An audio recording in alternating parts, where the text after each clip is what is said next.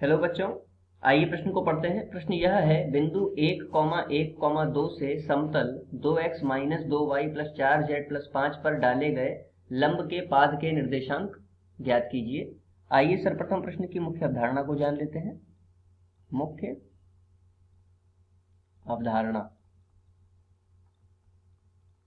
देखिए यदि हमें कोई समतल दिया गया है जिसकी मूल बिंदु से दूरी d तथा जिसके दिक् अनुपात क्रमशः ए बी सी हो, तो उसका समीकरण होता है A X plus B Y plus C Z plus D बराबर 0, जहां पर डी मूल बिंदु से दूरी तथा ए बी सी इसके दिक् अनुपात है। अब बिंदु दिया हुआ है 1,1,2 से, देखिए ये एक बिंदु है 1,1,2 से डाले गए लंब, समतल पर डाले गए लंब के पाद के निर्देशांक हमें प्राप्त करने हैं। तो देखिए सर्वप्रथम हम ये जान लेंगे कि समतल पर किसी बिंदु से डाले गए लंब का समीकरण क्या होता है। यदि कोई बिंदु है, देखिए x1, y1, z1, और इस बिंदु से डाले गए लंब का समीकरण क्या होता है, x माइनस x1 बटा a बराबर y माइनस y1 बटा b बराबर z माइनस z1 बटा c, जहां पर x1 y1 z1 क्या होगा कि जिस बिंदु से लंब डाला गया है, तथा abc क्या है, abc है उस समतल के दिक् अनुपात। तो आइए इस मुख्य अवधारणा के आधार पर प्रश्न को हल करते हैं। प्रश्न में दिया गया समतल है 2x minus 2y plus 4z plus 5 बराबर 0। तो यदि हम इसकी तुलना करें ax plus by plus cz plus d बराबर 0 से, तो हमें क्रमशः a का मान प्राप्त होगा 2, b का मान -2, c का मान 4 तथा d का मान 5। अब देखिए जिस बिंदु से लंब डाला जा रहा है वह बिंदु क्या दे रखे हैं, 1,1,2, अर्थात x1 का मान है 1, y1 का मान है 1 और z1 का मान है 2। तो हमने सभी के मान प्राप्त कर लिए। तो आइए सर्वप्रथम हम लंब का समीकरण प्राप्त करते हैं। लंब का समीकरण मुख्य अवधारणा में दिया गया है, तो x माइनस x1 बटे a, तो x1 का मान है 1 और a का मान है 2, तो हमें प्राप्त होगा x माइनस 1 बटे 2।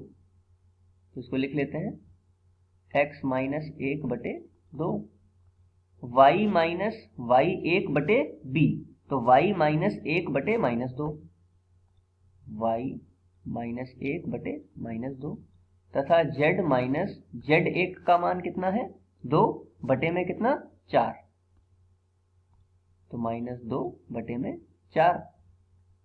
अब देखिए इसके बराबर में हम लैम्डा मान लेते हैं ताकि हम x y z के मान प्राप्त कर पाएं। तो यदि हम x माइनस 1 बराबर बटे में 2 बराबर में लैम्डा लें, तो हमें x का मान क्या प्राप्त होगा, 2 लैम्डा प्लस 1। इसी प्रकार यदि y माइनस 1 बटे -2 बराबर लैम्डा लें, तो हमें y का मान क्या प्राप्त होगा, y का मान प्राप्त होगा -2 लैम्डा प्लस 1। और इसी प्रकार z का मान क्या प्राप्त होगा, z का मान प्राप्त होगा 4 लैम्डा प्लस 2। तो x y z तीनों के मान हमें प्राप्त हो गए। यही इसके निर्देशांक भी होंगे, लेकिन अभी हमें लैम्डा का मान नहीं प्राप्त है। तो इसके लिए क्या करेंगे कि जो x y z के मान है ये इस समतल के समीकरण को संतुष्ट करेंगे, जो भी हमें दिया गया है समतल का समीकरण। ठीक है, तो इसमें हम इसको संतुष्ट करा देते हैं। समतल का समीकरण है 2x minus 2y plus 4z, 2x minus 2y plus 4z plus 5 बराबर 0।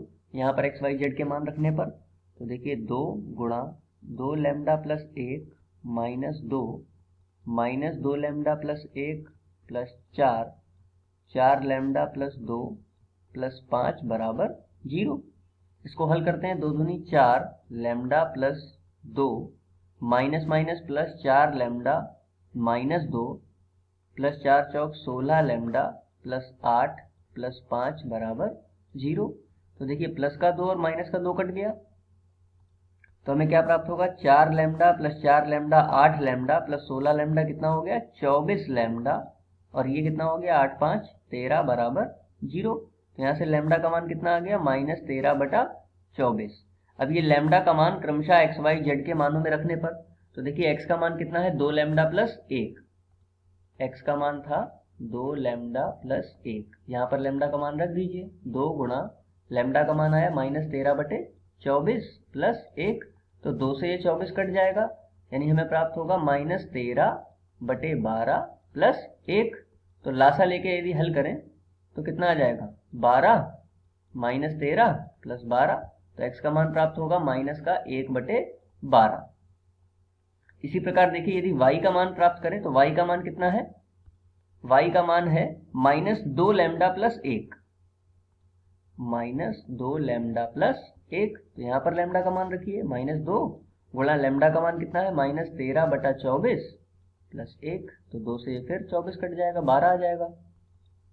माइनस माइनस प्लस 13/12 प्लस 1 बटे में 1 कर लें तो यहाँ पर भी लासा लेंगे, 12 आ जाएगा, 13 प्लस 12 अर्थात 25/12, ये हमें y का मान प्राप्त होगा। इसी प्रकार देखिए z का मान प्राप्त करते हैं। z का मान कितना है 4 लैम्डा प्लस 2, ये देखिए z का मान 4 लैम्डा प्लस 2 है, तो यहाँ पर रख देंगे लैम्डा का मान, z बराबर 4 गुणा लैम्डा का मान कितना -13/24 प्लस 2, 4 से यहाँ पे काटेंगे तो 4 छंग 24 बटे में 1 है, तो z का मान प्राप्त होगा -13/6 प्लस 2, अर्थात z बराबर 6 को लासा ले लें तो -13 प्लस 6 दूनी बटे में 1 है ना, तो ये 6 दूनी 12 हो गया, तो हमें z का मान प्राप्त होगा -1/6। अतः इस लंब के पाद के निर्देशांक क्या हमें प्राप्त होंगे -1/12, y का मान 25/12, z का मान -1/6। मुख्य अवधारणा के आधार पर ये दिए गए प्रश्न का उपयुक्त उत्तर है। आशा करते हैं आपको समझ में आया होगा। धन्यवाद।